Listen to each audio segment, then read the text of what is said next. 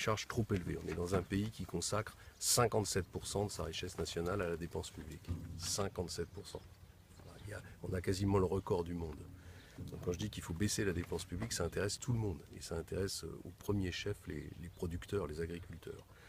Ensuite, on a des règles environnementales qui sont plus sévères et plus exigeantes que tous les autres pays européens.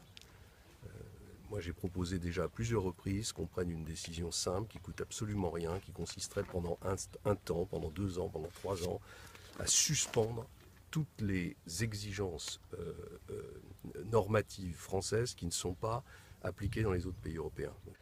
La troisième chose, c'est qu'on a déstabilisé les marchés agricoles avec la politique de sanctions à l'égard de la Russie. Ça ne coûte rien de mettre un terme à cette affaire.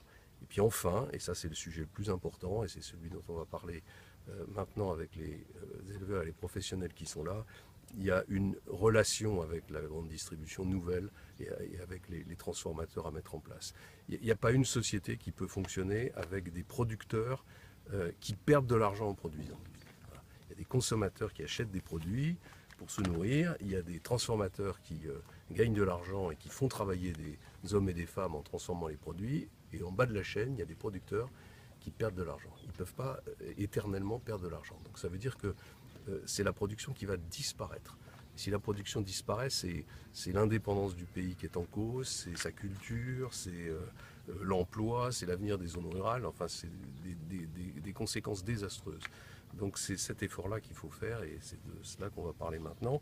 Moi je voulais surtout entendre les éleveurs, les professionnels. Il y a des réunions professionnelles qui sont prévues la semaine prochaine.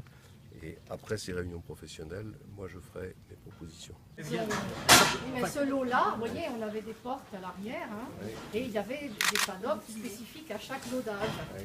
Et aujourd'hui, ce lot-là, finalement, Bon, malheureusement, je vais vous mettre, il lui manquait quelques points. En fin de compte, mon voisin s'est agrandi de... investissement. Ouais. On a toujours continué à moderniser notre exploitation parce que on est des passionnés, on y croit. Et...